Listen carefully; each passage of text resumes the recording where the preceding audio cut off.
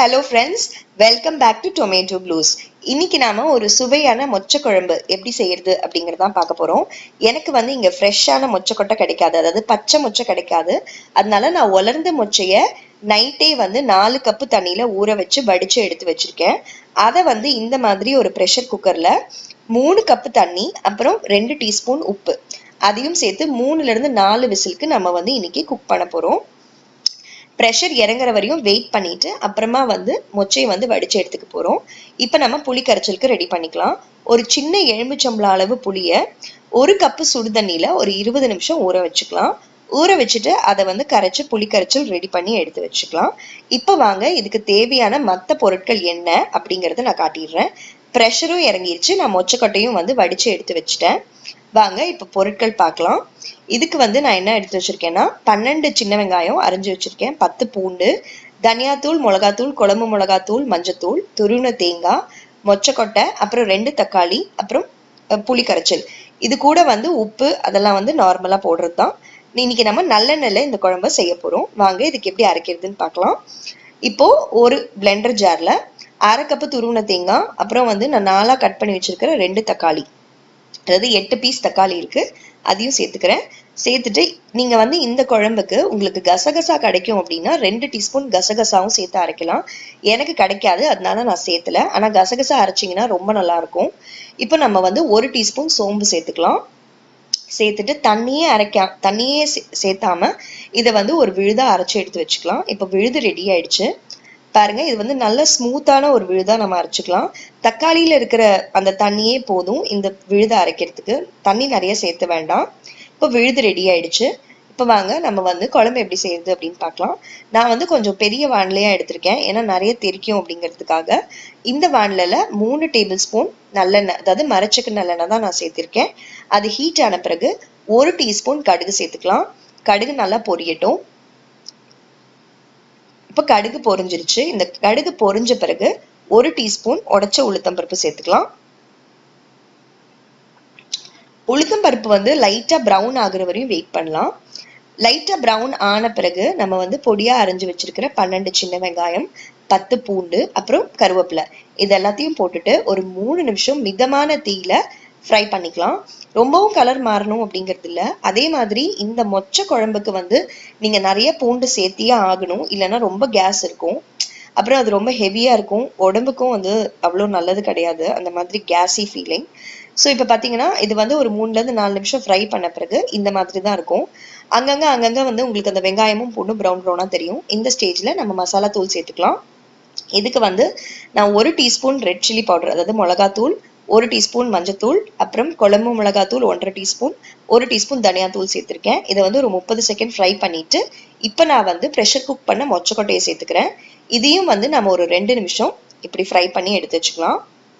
இது எல்லாத்தையுமே நான் மீடியம் ஃப்ளேம்ல தான் செய்யறேன். ஹை ஃப்ளேம்ல செஞ்சீங்கன்னா சீக்கிரம் அடி பிடிச்சிரும். இப்போ இது ரெடி ஆயிடுச்சு. இந்த ஸ்டேஜ்ல நம்ம அரைச்சு வச்சிருக்கோம் இல்லைங்களா தக்காளி தேங்காய் விழுது, அதையும் சேர்த்துக்கலாம். ஃப்ரெண்ட்ஸ், நீங்க எங்க சேனலுக்கு சப்ஸ்கிரைப் பண்ணல அப்படின்னா சப்ஸ்கிரைப் பண்ணுங்க, பக்கத்துல இருக்கிற பெல் பட்டனையும் அமுத்துங்க. இப்போ நம்ம விழுது சேர்த்தாச்சு. இந்த மாதிரி ஒரு வாட்டி நல்லா மிக்ஸ் பண்ணி விட்டுக்கலாம். எப்பவுமே இந்த மாதிரி நான் அரைச்சேன்னா அந்த மிக்சியில ஒரு கொஞ்சமா தண்ணி விட்டு அந்த தண்ணியும் இதுல சேர்த்துருவேன். ஸோ அதுக்கு பதிலாக நார்மல் தண்ணி சேர்த்துறதுக்கு பதிலாக நான் இன்னைக்கு அந்த தண்ணியை சேர்த்த போறேன். ஒரு 3ல இருந்து 4 நிமிஷம் இது பச்சை வாசனை போகிற வரையும் நல்லா கொதிக்கட்டும். கொதிச்ச பிறகு நம்ம ஒரு 1/2 கப்பு தண்ணியை சேர்த்துக்கலாம். இந்த ஸ்டேஜ்ல சேர்த்துட்டு இதை நல்லா மிக்ஸ் பண்ணி விட்டுக்கலாம். இப்படி ஒரு கரண்டி வச்சு நல்லா மிக்ஸ் பண்ணி விட்டுக்கோங்க. இது இன்னும் ஒரு நிமிஷம் கொதிக்கட்டும். நல்லா கொதிச்ச பிறகு உப்பு சேர்த்துக்கலாம் சுவைக்கேற்ப. நம்ம ஆல்ரெடி மொச்சையில உப்பு சேர்த்திருக்கோம், ஸோ உப்பு சேர்க்கும் போது கவனமா சேர்த்துக்கோங்க. இப்போ இதை நல்லா மிக்ஸ் பண்ணிட்டு ஒரு நிமிஷம் நல்லா குக் பண்ணிக்கலாம். இப்போவே பார்த்தீங்கன்னா வீடு ஃபுல்லாக கமகமான வாசனையா இருக்கு.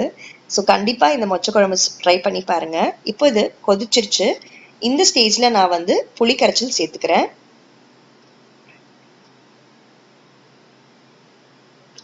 புளி கரைச்சல் சேர்த்துட்டு இதை ஒரு வாட்டி நல்லா மிக்ஸ் பண்ணி விட்டுட்டு ஒரு 5ல இருந்து 6 நிமிஷம் இந்த புளி கரைச்சலோட அந்த பச்சை வாடை போகிற வரையும் நம்ம இதை நல்லா பாயில் பண்ணி எடுத்து வச்சுக்கலாம். இந்த மாதிரி நல்லா மிக்ஸ் பண்ணி விட்டுக்கோங்க.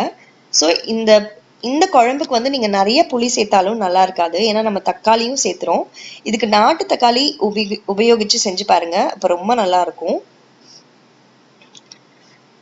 இது வந்து நல்லா உங்களுக்கு கொதிக்க கொதிக்க தான் வந்து உங்களுக்கு டேஸ்ட் நல்லா இருக்கும். ஸோ நல்லா கொதி வந்துடுச்சு. இந்த ஸ்டேஜ்ல நீங்க ஆஃப் பண்ணீங்கன்னா இது வந்து இட்லி தோசைக்கு நல்லா இருக்கும்.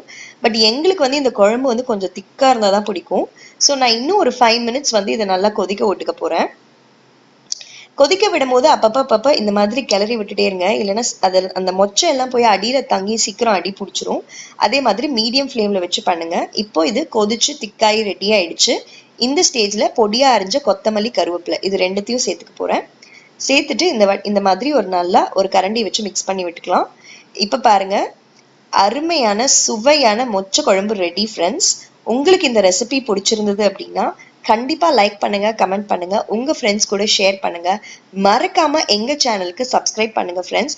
மறக்காம அதே மாதிரி பெல் பட்டனையும் பிரஸ் பண்ணுங்க. அப்பதான் உங்களுக்கு புது ரெசிபி வர வர நோட்டிபிகேஷன்ஸும் வரும். இந்த மொச்சை குழம்போட நான் வேற என்னெல்லாம் சமைச்சேன் அப்படிங்கறத உங்களுக்கு இப்ப நான் காட்டுறேன். ஸோ சுட சுட சாதம், இதுதான் எங்க வீட்டு சமையல். அப்புறம் கேரட் கோசம்பரி, இது கூடயே மிளகு ஜீரகம் கொஞ்சம் தூக்கலா போட்ட ரசம், அப்புறம் வீட்லயே செட் பண்ண கெட்டியான தயிர், இது கூடவே வந்து அட்டகாசமான சுவையான மொச்சை குழம்பு, அப்புறம் கடிச்சுக்கிறதுக்கு கரக் முறக்குன்னு வடகம். இதுக்கு அப்பளமும் நல்லா இருக்கும். ஆனா எங்களுக்கு வடகம் தான் பிடிக்கும். சீக்கிரம் மொச்சை குழம்பு ட்ரை பண்ணிட்டு எனக்கு ஃபீட்பேக் சொல்லுங்க ஃப்ரெண்ட்ஸ். தேங்க்யூ ஃபார் வாட்சிங். Bye bye and take care.